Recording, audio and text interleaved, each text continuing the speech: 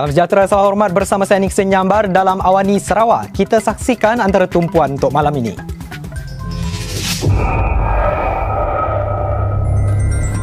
Percayalah, anggapan jika ada Sarawak sebagai parokial atau kedaerahan tidak akan membantu penyatuan negara. Petronas serah cek cukai jualan negeri SST kepada Kerajaan Sarawak. Dan Sarawak kembali catat kes COVID-19.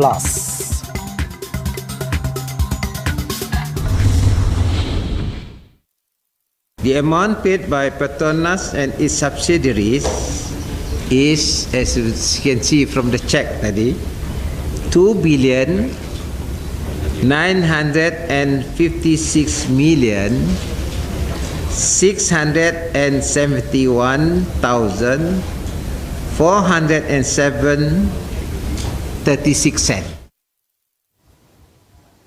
Perjuangan Kerajaan Negeri Sarawak menuntut cukai jualan negeri SST ke atas produk petroleum negeri itu terlunas apabila terima cek bernilai lebih 2 bilion ringgit daripada Petroleum Nasional Berhad Petronas.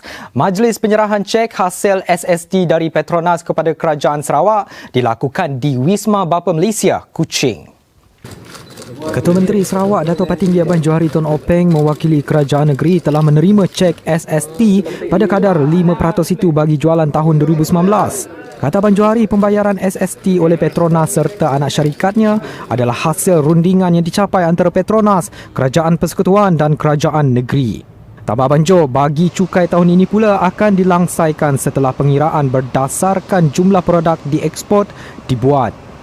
State sales tax for this year 2020 would be paid when assessment has been made based on the volume of the petroleum products, namely crude oil, condensates, urea and liquefied petroleum gas actually sold and the sale value of these products. Kerajaan Sarawak pada masa sama menzahirkan penghargaan kepada syarikat lain yang beri kerjasama dalam pembayaran SST ini.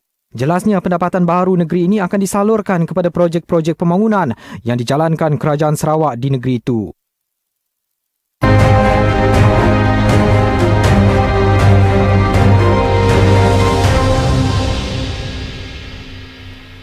Buat julung kalinya, si ibu menjadi tuan rumah malam kemuncak sambutan Hari Malaysia peringkat kebangsaan. Paling manis bagi penduduk Bumi Kenyalang, ini kali kedua berturut-turut Sarawak dipilih menjadi tuan rumah acara penuh bersejarah ini selepas Kuching pada tahun lepas.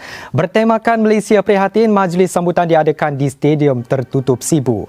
Ia dihadiri Perdana Menteri Tan Sri Muhyiddin Yassin dan Ketua Menteri Sarawak Dato' Patinggi Abang Johari Tun Openg.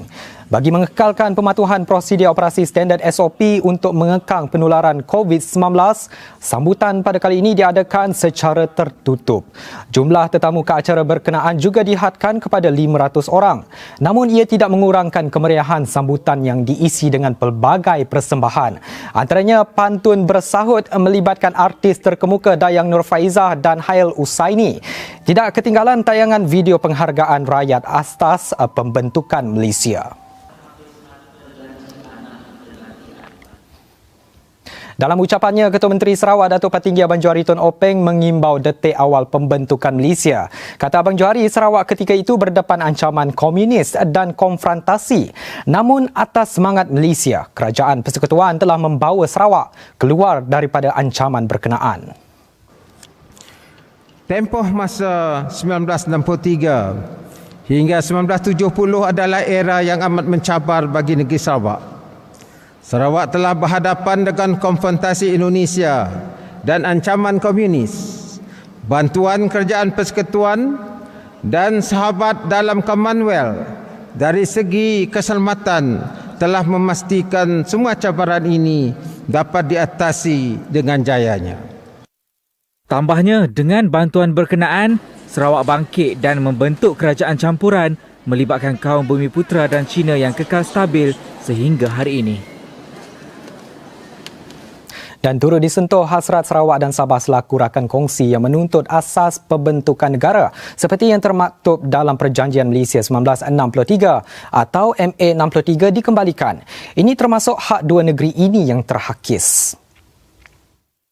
Jelas Abang Johari, beliau yakin pengiktirafan terhadap asas ini mampu memperkukuhkan lagi semangat kenegaraan.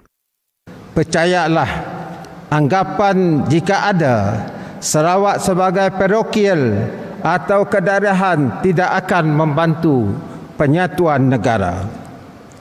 Sarawak dan Sabah pastinya hanya mahu kuasa-kuasa yang terhakis secara sengaja atau tidak sengaja dikembalikan.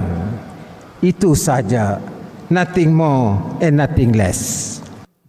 Hasrat Abang Johari itu disambut Perdana Menteri Tan Sri Muhyiddin Yassin. Katanya satu majlis khas mengenai Perjanjian Malaysia 1963 ditubuhkan dan dipengerusikan beliau. Ia turut dianggotai Ketua Menteri Sarawak, Yang Amat Berhormat Ketua Menteri Sabah dan Menteri-Menteri Persekutuan. Saya berharap agar penubuhan majlis khas ini akan dapat merungkaikan beberapa isu yang masih tertangguh berhubung hak dan kedudukan Sabah dan Sarawak selaras dengan semangat Perjanjian Malaysia 1963 dan peruntukan dalam perlembagaan persekutuan. Majlis khas ini akan dibantu jawatan kuasa sedia ada yang telah ditubuhkan di peringkat kementerian dan agensi persekutuan berdasarkan isu-isu yang berkaitan.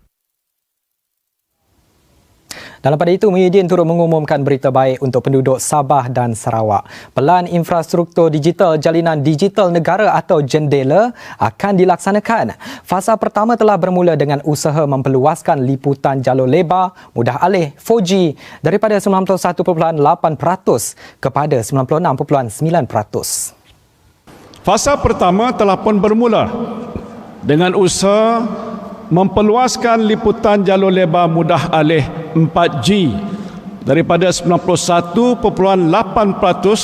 kepada 96.9% di kawasan berpenduduk serta membolehkan 7.5 juta premis mendapat akses kepada jalur lebar talian tetap berkelajuan gigabit. Rangkaian 3G juga akan ditamatkan secara berperingkat hingga akhir tahun 2021 bagi memantapkan rangkaian 4G serta memperkukuhkan asas bagi rangkaian 5G. Fasa kedua iaitu peralihan kepada rangkaian 5G akan menyusul selepas tamatnya fasa pertama. Pastinya penduduk Sabah dan Sarawak adalah antara yang bakal menerima manfaat daripada pelaksanaan pelan ini. Mengulas isu sama, Timbalan Ketua Menteri Sarawak Dato' Amar Rawon Tengah Ali Hassan menyifatkan hubungan antara Sarawak, Sabah dan Semenanjung sebagai sangat akrab. Ia sekaligus memperlihatkan hala tuju yang jelas dalam mengembalikan semangat MA 63. Semangat kesepakatan, ya. Dan semangat kesepakatan ini adalah penting bukan saja untuk pilihan raya, ya, sama ada untuk negeri untuk negara tetapi ianya akan menyungkil semangat itu, semangat untuk memastikan bahawa apa juga yang kita laksanakan yang berlandaskan kepada Perlembagaan Malaysia, berlandaskan kepada semangat Perjanjian Malaysia 1963. Sementara itu, Menteri di Jabatan Perdana Menteri Hal Ehwal Agama Datuk Seri Dr. Zulkifli Muhammad Al-Bakri melihat perjanjian yang dijaga baik antara kerajaan itu tanda kemakmuran dalam kalangan pemimpin. Jelas terbukti kepada kita bahawa semangat seperti ini akan menatijahkan sebuah negara Malaysia yang kuat, yang ampuh, yang sifatnya bersatu dan juga berpadu dengan lebih baik lagi insya-Allah. Datuk Len Talif pula berpendapat keserasian Perdana Menteri dan Ketua Menteri Sarawak bakal diterjemah kepada kemakmuran untuk rakyat. Kita melihat bagaimana gabungan kedua-dua pemimpin ini di peringkat pusat dan peringkat negeri yang begitu baik, akrab sekali. Ini memberi gambaran yang petanda yang baik untuk Malaysia dan untuk jangka panjang, oleh kerana dari segi body language mereka mempunyai chemistry yang begitu baik.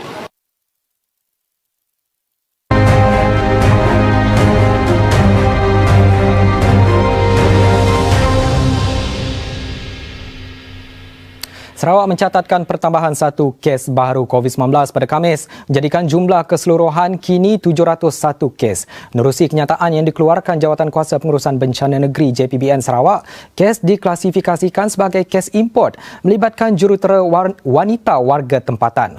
Mangsa dilaporkan memasuki Sarawak pada 14 September lalu menerusi lapangan terbang antarabangsa Kuching dari Kuala Lumpur. Melalui sampel ujian swab secara rawak yang dijalankan ke atas mangsa, ujian RT-PCR yang diterima dari Makmal pada 16 September 2020 mendapati mangsa positif COVID-19. Mangsa dikatakan berada di Kuching 2 hari bagi urusan rasmi dan berjaya dikesan ketika dalam perjalanan pulang ke Kuala Lumpur. Mangsa kini sedang menjalani rawatan di Hospital Sungai Buloh, Selangor. Dalam kenyataan sama, JPBN turut mengesahkan laporan Jabatan Kesihatan Negeri Sabah berkenaan 1 kes yang didapati positif COVID-19 pada 15 September melalui ujian saringan yang dijalankan di Klinik Kesihatan Sandakan pada 10 September lalu. Kes dalam tempoh berkenaan dilaporkan meneruskan perjalanan ke Sarawak dan berada di Belaga. Setelah mendapat makluman, tindakan segera diambil Pejabat Kesihatan Bintulu bagi mengesan mangsa. Mangsa kini dilaporkan menerima rawatan di Hospital Bintulu dan pengesanan kontak rapat giat dilakukan oleh Jabatan Kesihatan Negeri Sarawak. Projek Baik Pulih Sekolah Daif di Sarawak kini di fasa kedua pembinaan. Kata Menteri Pendidikan, Sains dan Penyelidikan Teknologi Datuk Seri Michael Manyin Jawong, fasa ketiga akan diteruskan melibatkan pertambahan 55 buah sekolah. Kita sudah disburse 700 million sudah. 700 million. So, fasa yang pertama, phase pertama, 1 dan 2, under various stages, we have 146 schools under various stages of construction. Then expected to be fully completed by mid-2022. Pihaknya juga telah mengenal pasti 133 sekolah bagi penyambungan bekalan elektrik 24 jam melibatkan sekolah luar bandar. The state have identified 133 schools under the 11 Malaysia plan and continue to the 12 Malaysia plan to be connected to the grid. Ini maknanya melalui dulu saya sekolah that will cost us 50 juta. Ini 50 juta ini peruntukan dari Kerajaan Negeri Sarawak. Beliau berkata demikian dalam temu bual khas bersama Awani Sarawak di pejabatnya di Baitul Makmur Putrajaya Kuching baru-baru ini. Bagi membantu graduan yang belum lagi mendapat kerja, Manyin mengemukakan cadangan ini. Pertama ialah kita cadangkan supaya kita employ unemployed graduates. Kerana saya percaya ada 2,000 lebih unemployed graduate di seluruh negeri Sarawak. If they are willing to be teachers, employ them as temporary teachers, then they will be evaluated by qualified teachers. And if they are willing again, we can ask them to do diploma of education.